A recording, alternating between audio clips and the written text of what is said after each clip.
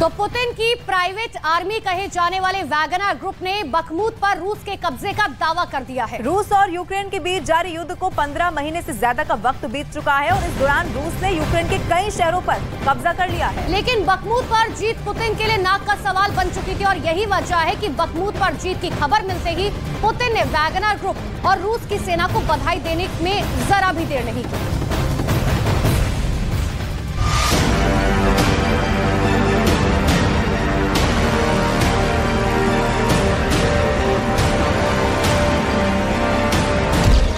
Bakhmut पर रूस का झंडा,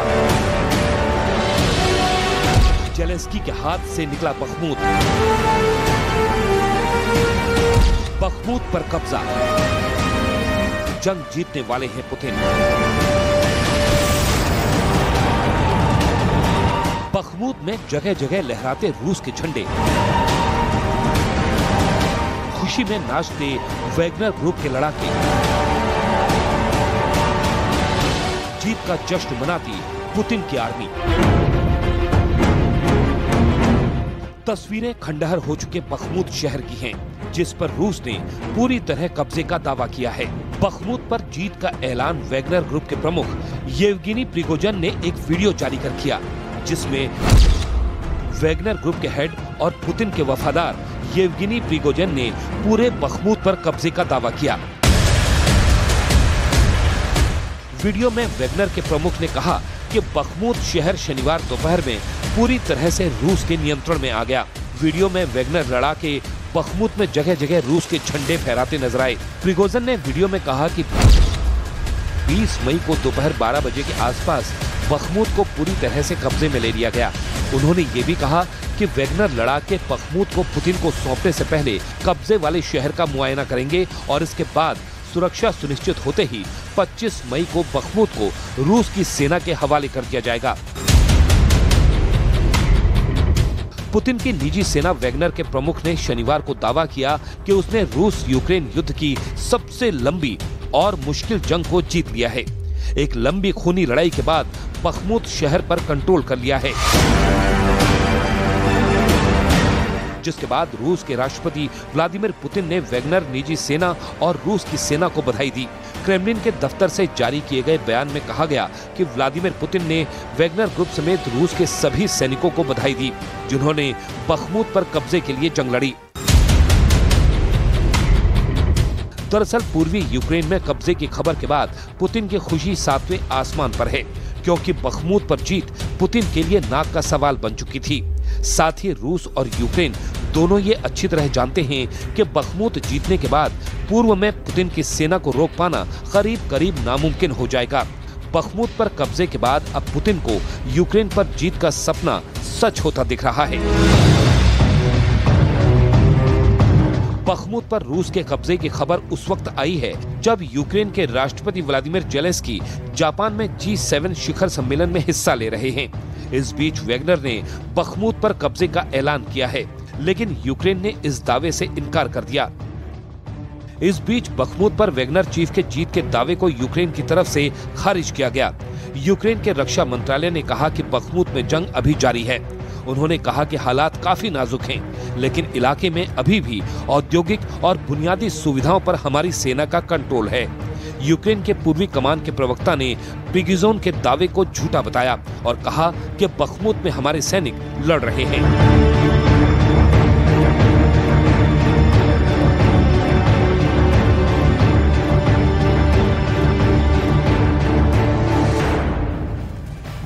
और जिस बखमूत को लेकर दावा किया जा रहा है, आखिर बखमूत में ऐसा क्या है जिस पर वैगनर चीफ ने जीत का दावा कर दिया है। ग्राफिक्स के जरिए आपको बताते हैं कि आखिर ऐसा इस शहर बखमूत में क्या है। सबसे पहले आप जानिए, बखमूत शहर हाईवे का हब माना जाता है, इसीलिए ये बहुत जरूरी है। इतना ही नहीं, देखिए कब्जे के बाद डोनबास इलाके पर पूरी तरह से कंट्रोल हो गया था और इसीलिए हम आपको बता रहे हैं कि आखिर बखमूत शहर जो है क्यों जरूरी माना जाता है। और देखिए इसके बाद ये भी माना जाता है कि डोनेट्स्क और फिर लुहांस्क की अगर बात करें तो दोनों पर जो कंट्रोल है वो आसान है। इतना ही नहीं, देखिए अगर बखमूत पर कब्जा हो जाता है तो ऐसे में नॉर्थ यूक्रेन पर चढ़ाई करना जो है वो बेहद आसान हो जाएगा और इसीलिए बखमूत बेहद जरूरी है। और बखमूत में ऐसा बताया जाता है कि कई सारी ऐसी टनल है जो अंडरग्राउंड है, यानी कि ये भी बहुत ज्यादा आगे के लिए आसान माना जाता है। और टनल के साथ साथ वहां पर जिप्सम और नमक की जो है कई खदानें हैं जो कहीं ना कहीं अर्थव्यवस्था के लिए बहुत ज्यादा जरूरी मानी जाती हैं। और देखिए खनिज जिसका जिक्र किया गया, इस खनिज पर अधिकार जो दोनों देश है वो चाहते हैं और इसीलिए बखमूत को लेकर बार बार जीत का दावा भी किया जाता है। और देखिए यूक्रेन के साथ साथ रशिया को भी बहुत नुकसान हुआ और ऐसे में खदान के जरिए नुकसान की भरपाई का जो है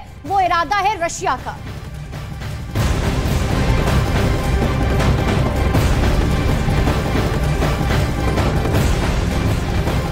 और वहीं जंग के मैदान से एक और बड़ी खबर आपको बता दें, अमेरिका की तरफ से फिर से यूक्रेन को मदद दी जा रही है। अमेरिका के राष्ट्रपति जो बाइडेन ने $375 मिलियन यानी कि 3100 करोड़ रुपए से ज्यादा की मदद का ऐलान कर दिया है। और इस मदद में यूक्रेन को गोला बारूद और रॉकेट लॉन्चर समेत कई सैन्य सहायता दी जाएंगी।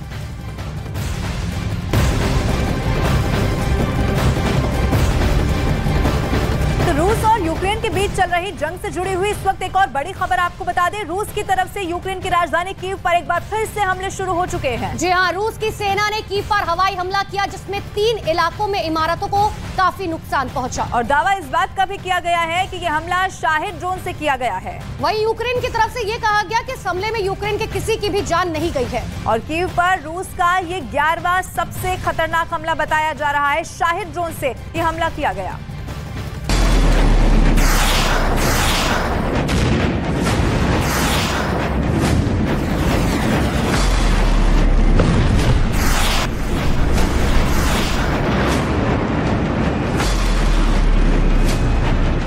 यूक्रेन की राजधानी कीव पर रूस के हमले तेज।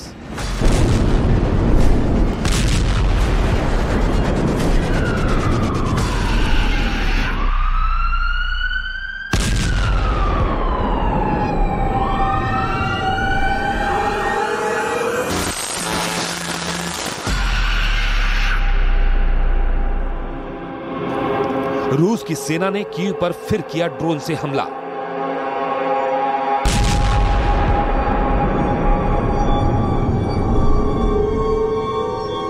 कीव को कब्जे में लेकर रहेंगे पुतिन।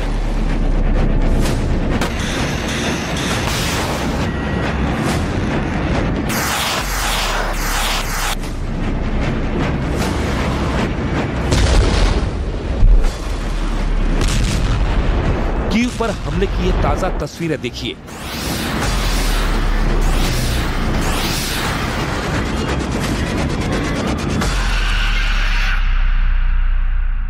इस इमारत से आग की लपटें उठती दिखाई दी।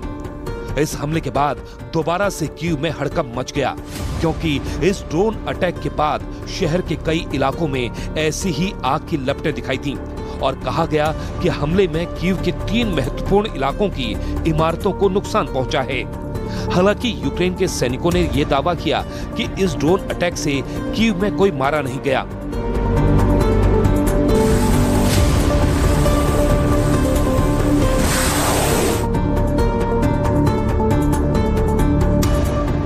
लेकिन इस हमले से ये तो तय हो गया कि रूस के सैनिकों के तूफानी हवाई हमले फिर शुरू हो गए।